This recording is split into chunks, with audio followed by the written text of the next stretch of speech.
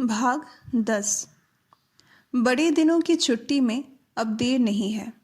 जगदीश के मकान का बड़ा हॉल मंदिर के लिए और दूसरे सारे कमरे कलकत्ता के मान्य मेहमानों के लिए सजाए जा रहे थे। स्वयं विलास बिहारी उनकी देखभाल कर रहे हैं। साधारण मेहमानों की संख्या भी कम नहीं है। विलास के मित्रों की रासबिहारी और विजया के मकान में ठहरने की व्यवस्था की गई है। जो महिलाएं आएंगी वे भी वहीं ठहरेंगी। उस दिन सवेरे विजया ने नहाने के बाद नीचे की बैठक के कमरे में घुसते ही देखा परेश एक हाथ से ओली में से मूड़ी यानी मुरमुरा निकाल निकाल कर चबा रहा है और दूसरे हाथ में रस्सी से बंधी एक बछिया के गले को सहलाता हुआ अपूर्व आनंद का अनुभव कर रहा है। बछिया भी आराम से आंखें मूंदे गर्दन ऊंची किए सेवा ग्रहण कर रही है। यह कहना कठिन है कि इन दो विजातीय जीवों की सहृदयता के साथ विजया के अंतर की सघन पीड़ा का क्या संबंध था, लेकिन देखते देखते अनजाने ही उसकी आंखें आंसुओं से भीग गई। इस मकान में यही लड़का उसका सबसे अधिक आज्ञाकारी था। उसने आंखें पोंछकर उसे पास बुलाया और बड़े स्नेह से कहा, हारे परेश, तेरी माँ ने क्या तुझे यही धोती दी थी? छी, ये भी कोई किनारी है रे। परेश ने गर्दन तिरछा करके कनखियों से अपनी धोती की किनारी के साथ विजया की साड़ी की बढ़िया चौड़ी किनारी का मन ही मन मिलान कर लिया और अत्यंत क्षुब्ध हो उठा। उसका भाव समझकर विजया ने अपनी किनारी दिखाकर कहा, ऐसी ना हुई तो क्या, तुझे अच्छी लगेगी? क्या कहता है रे? परेश ने हाँ में हाँ मिलाई। अम्मा कुछ भी तो खरीदने नहीं जानती, विजया ने कहा, लेकिन मैं तुम्हें ऐसी ही एक धोती खरीद कर दे सकती हूँ अगर तू। लेकिन अगर से परेश का मतलब नहीं था। उसने लजीली हंसी से मुंह को कान तक फैलाकर पूछा, कब ले दोगी? ले दूंगी अगर तू मेरी एक बात सुने। कौन सी बात? विजया ने कुछ सोचकर कहा, लेकिन तेरी माँ या कोई और सुन लेगा तो तुझे पहनने नहीं देगा। इस संबंध में परेश किसी से भी बाधा को मानने के लिए तैयार नहीं था। उसने गर्दन हिलाकर कहा, अम्मा जानेगी कैसे? तुम बोलो ना, मैं अभी सुनूंगा। विजया ने पूछा, दिघरा गांव जानता है?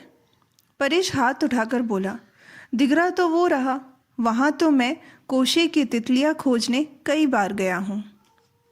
वहां सबसे बड़ा मकान किसका है जानता है? बामनों का ही तो है। अभी परसाल ही तो ताड़ी पीकर वह छत से कूद पड़े थे। वहीं तो गोविंद की गुड़ बताशे की दुकान है। गोविंद क्या कहता है जानती हो माँ जी? कहता है सब चीज़ें महंगी हो गई है। एक धेले में अब 2.5 गंडे बताशे नहीं मिलेंगे, बस 2 गंडे मिलेंगे। लेकिन तुम एक साथ 1 पैसे मंगाओ माँ जी, तो मैं 5.5 गंडे ला सकता हूँ। विजया ने कहा, तू 2 पैसे के बताशे खरीद कर ला सकेगा? परेश बोला, एक साथ मैं 1 पैसे के 5.5 गंडे गिन लूँगा और बोलूँगा, दुकानदार इस हाथ में 5.5 गंडे और गिन दे। गिन देगा तब कहूँगा माँ जी ने कहा है 2 रुकने में दे, तब दोनों पैसे उसके हाथ में दूंगा, ठीक है ना? विजया ने कहा, हाँ, तब पैसे देना और साथ ही दुकानदार से पूछ लेना कि उस बड़े घर में जो नरेंद्र बाबू रहते हैं वह कहाँ गए। कहना भी वह जिस मकान में रहते हैं मुझे बता सकते हो। क्यों रे, पूछ लेगा ना? परेश ने सिर हिलाते हिलाते कहा, अच्छा पैसे दो, मैं दौड़कर अभी लिए आता हूँ। और मैंने जो पूछने को कहा है सो भी पूछ लूँगा। बताशे हाथ में लेते ही भूल तो नहीं जाएगा? परेश हाथ बढ़ाकर बोला, तुम पैसे पहले दो ना, मैं दौड़ कर जाऊँ। और तेरी माँ अगर पूछे कि परेश कहाँ गया तो? परेश ने महाबुद्धिमान की तरह हंसकर कहा, मैं बता दूंगा। बताशे का दौना इस तरह झोली में छिपाकर कहूँगा, माँ जी ने भेजा था वहाँ भामनों के यहाँ नरेंद्र बाबू का पता लगाने। तुम दो ना पैसा। विजया हंस पड़ी। तो कैसा पागल लड़का है रे परेश। माँ से कहीं झूठ बात नहीं कही जाती है। पूछने पर यही कह देना कि बताशे लेने गया था। लेकिन देख, दुकानदार से यह बात पूछकर आने की बात न भूल जाना, नहीं तो धोती नहीं मिलेगी, बताई देती हूँ। अच्छा, कहकर परेश के पैसे लेकर तेजी से चले जाने पर विजया उसी ओर सूनी नज़रों से देखती हुई चुपचाप खड़ी रही। जिस समाचार को जानने के कौतूहल में रत्ती भर भी अस्वाभाविकता नहीं थी, जिसे वह किसी आदमी को भेजकर बहुत दिन पहले ही आसानी से जान सकती थी, वही क्यों आज उसके लिए इतने बड़े संकोच का कारण बन गया। एक बार गहराई से सोचने पर इस लुकाचुरी की लज्जा से आज वह खुद ही मर जाती। लेकिन लज्जा शायद उसकी चिंताधारा में अनजाने ही मिलकर एकाकार हो गई थी, इसलिए उसे अलग करके देखने की जो दृष्टि किसी भी समय उसकी आंखों में थी, वह आज उसे याद ही नहीं आया। विजया को कई चिट्ठियां लिखनी थी। समय बिताने के लिए वह मेज़ के पास कागज़ कलम लेकर बैठ गई, लेकिन बातें ऐसी अस्त व्यस्त और असंबद्ध होकर मन में आने लगी कि ढेर सारी कागज़ फाड़ फाड़ कर फेंक देने पड़े और अंत में कलम रख देनी पड़ी। परेश भी दिखाई नहीं दिया। मन की चंचलता को न दबा सकने के कारण विजया छत पर चढ़कर उसकी राह देखने लगी। बहुत देर बाद वह जल्दी जल्दी नदी के रास्ते आता दिखाई दिया। विजया कांपते पैरों और शंका से भरा मन लिए नीचे उतर के ज्यों ही बाहर के कमरे में पहुंची, त्यों ही लड़का बताशे का दौना झोली में छिपाए चोर की तरह दबे पांव आया और बोला, 2 पैसे के 12 गंडे लाया हूँ माँ। विजया ने डरे मन से पूछा, और दुकानदार क्या बोला? परेश फुसफुसाकर बोला, उसे पैसे में 6 गंडे की बात किसी को बताने को मना कर दिया है। वह बोलता क्या था जानती हो माँ जी? विजया ने रोक कर कहा, और उन ब्राह्मणों के यहाँ के नरेंद्र बाबू की बात? लड़का कहता है, वह वहाँ नहीं है, कहीं चले गए हैं। गोविंद कहता क्या था जानती हो माँ जी? 12 गंडे। विजया ने बिगड़कर रूखे स्वर में कहा, ले जा अपने 12 गंडे बताशे मेरी आंखों के सामने से। यह कहकर वहाँ से हट गई और खिड़की के सीखचे पकड़कर बाहर की ओर देखने लगी। इस असंभावित रूखेपन के कारण लड़के का मुंह निकल आया। सोचकर उसके पछतावे की सीमा नहीं रही कि वह इतनी जल्दी गया और आया। 11 गंडे की जगह उसने कितनी चतुराई से 12 गंडे का सौदा किया, तो भी माँ जी को प्रसन्न नहीं कर सका। उसने दोनों हाथों में लिए उदास चेहरे से कहा, इससे अधिक तो उसने दिए नहीं माँ जी। विजया ने उत्तर नहीं दिया। बिना देखे ही वह लड़के की हालत जान रही थी, इसलिए पल भर बाद बड़े प्यार से बोली, जा परेश, ये सब तू खा ले। परेश ने डरते हुए पूछा, सब? विजया ने मुंह फिराए बिना ही कहा, हाँ सब, मुझे ज़रूरत नहीं है। परेश ने समझा माँ जी नाराज़ है। कुछ पल चुप रहते ही उसे धोती की बात याद आ गई। फिर एक और बात याद हो आई। धीरे से बोला, भट्टाचार्य जी से पूछ आऊँ माँ जी? कौन भट्टाचार्य जी? क्या पूछ आएगा? उत्सुकता से यह पूछते ही विजया मुंह फिराकर रुक गई। मुंह की बात मुंह में ही रह गई, क्योंकि बरामदे के ठीक समान ही नरेंद्र दिखाई पड़ गया। दूसरे ही पल उसने कमरे में पैर रखकर हाथ उठाकर विजया को नमस्कार किया। परेश बोला कि कहाँ गए हैं नरेंद्र बाबू? विजया को नमस्कार का उत्तर देने का भी अवसर नहीं मिला। लज्जा से सारा चेहरा लाल करके अत्यंत व्यग्र होकर बोल उठी, अच्छा जा जा, अब और पूछने की ज़रूरत नहीं है। परेश ने समझा यह भी क्रोध की बात है, दुखी स्वर में बोला, काने भट्टाचार्य जी तो उनके बगल के मकान में ही रहते हैं माँ जी, गोविंद दुकानदार ने कहा था। विजया ने रूखी हंसी हंसकर कहा, आइए बैठिए।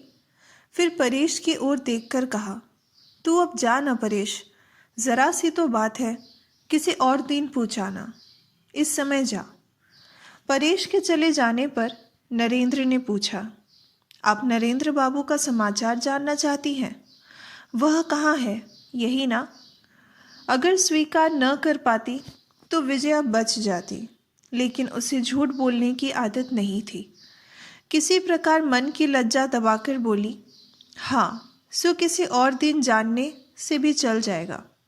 नरेंद्र ने पूछा, क्यों, कोई आवश्यकता है? उसने कानों में प्रश्न उपहास जैसा सुनाई पड़ा। बोली, आवश्यकता के बिना क्या कोई किसी का समाचार जानना नहीं चाहता? कोई क्या चाहता है क्या नहीं उसे छोड़िए, लेकिन उससे तो आपका सारा संबंध समाप्त हो गया, फिर क्यों उसका पता लगा रही हैं? क्या सारा कर्ज नहीं चुका? विजया दुखी हो उठी। उसने कोई उत्तर नहीं दिया। नरेंद्र भी आंतरिक उद्देश्य को नहीं छिपा सका। दोबारा बोला, अगर और भी कुछ कर्ज शेष हो तो जहाँ तक मैं जानता हूँ उसके पास और कोई ऐसी चीज़ नहीं है जिससे वह इसे चुका सके, इसलिए अब उसका पता लगाना। आपसे किसने कहा कि मैं कर्ज के लिए उनका पता लगा रही हूँ? नरेंद्र कहता है, इसके अतिरिक्त और क्या मतलब हो सकता है, जबकि न तो वह आपको जानता है और न आप उसे जानती हैं। विजया कहती है, वह मुझे पहचानते हैं और मैं भी उनको पहचानती हूँ। नरेंद्र हंसकर कहता है, वह आपको जानता है, यह बात सच है, लेकिन आप उसे नहीं पहचानती। मान लीजिए मैं अगर कहूँ कि मेरा नाम नरेंद्र है तो?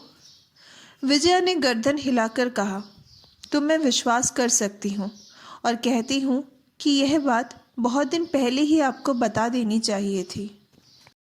फूंक मारकर रोशनी बुझा देने पर कमरे की दशा जिस प्रकार बदल जाती है, विजया के प्रयुक्तर से पलक झपकते ही नरेंद्र का मुंह उसी प्रकार मलिन हो उठा। विजया ने कहा, अपना गलत परिचय देकर अपनी आलोचना सुनना और लुक छिपाकर आड़ से सुनना, दोनों ही काम क्या आपको एक जैसे नहीं लगते? मुझे तो लगते हैं, क्योंकि हम लोग ब्रह्म हैं। नरेंद्र का मलिन चेहरा स्याह पर गया।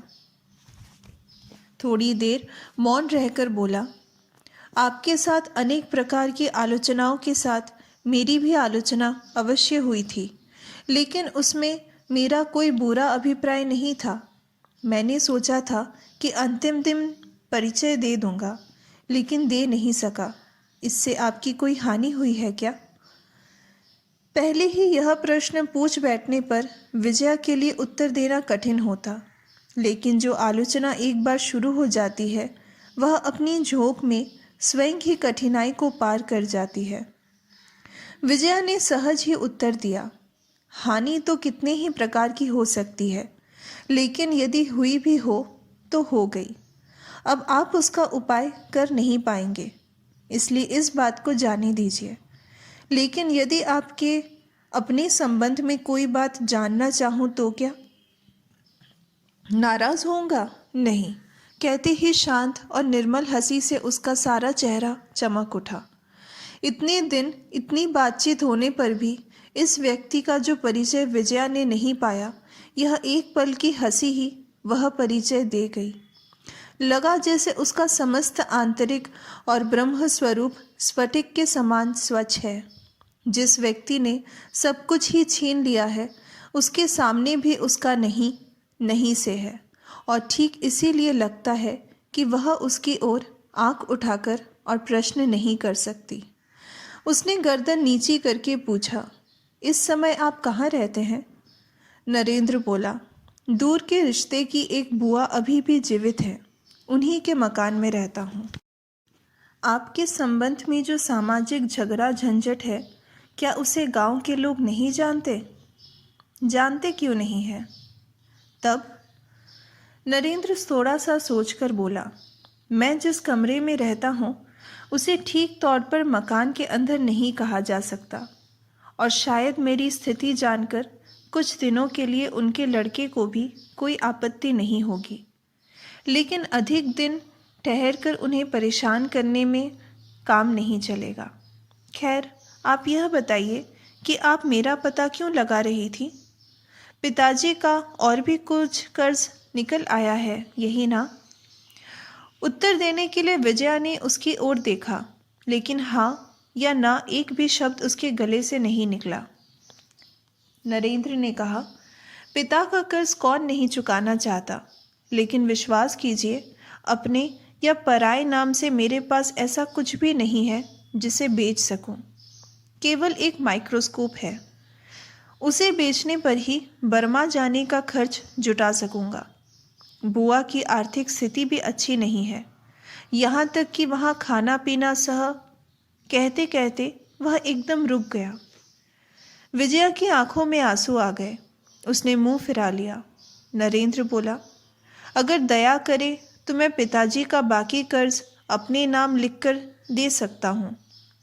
भविष्य में चुका देने की पूरी कोशिश करूँगा। आप अगर रासबिहारी बाबू से ज़रा सा कह देंगी तो फिर वह इस मामले को लेकर इस समय मुझे अधिक तंग नहीं करेंगे। तभी परेश ने आकर दरवाजे के बाहर से कहा, माँ जी, अम्मा कहती हैं समय बहुत हो गया, महाराज से भात परोसने को कह दूं? सामने की घड़ी की ओर देखकर नरेंद्र चौंक कर खड़ा हो गया और लज्जित होकर बोला, अरे 12 बज गए, आपको कष्ट हुआ। विजया ने आंखों के आंसू छिपाकर कहा, आप किस लिए आए थे सो तो बताया ही नहीं। नरेंद्र जल्दी से बोला, उसे जाने दीजिए, और जाने लगा। आपकी बुआ का मकान यहाँ से कितना दूर है? इस समय वहीं तो जाएंगे? नरेंद्र ने कहा, हाँ, थोड़ी ही दूर है, लगभग 2 कोस। विजया हैरान होकर बोली, इस धूप में अब 2 कोस पैदल जाइएगा? पहुँचते पहुँचते 3 बज जाएंगे। नरेंद्र कहता है, सो बजने दीजिए, नमस्कार। ये कहते ही नरेंद्र के पैर बढ़ते ही विजया जल्दी से दरवाजे के सामने आ खड़ी हुई और बोली, आज आपको मेरा एक अनुरोध मानना होगा। इस समय बिना खाए आप किसी भी तरह नहीं जा सकते। नरेंद्र अत्यंत विस्मित होकर बोला, खाना खाकर जाऊंगा यहाँ? विजया कहती है, क्यों, इससे क्या आपकी जात चली जाएगी? प्रयुत्तर में फिर वैसे ही शांत हंसी से उसका चेहरा चमक उठा। बोला, नहीं, संसार में अब यह भय मुझे नहीं रहा है। इसके अतिरिक्त भगवान आज मुझ पर बहुत प्रसन्न है, नहीं तो इस समय वहाँ जाने पर खाने को क्या नसीब होता सो मैं ही जानता हूँ।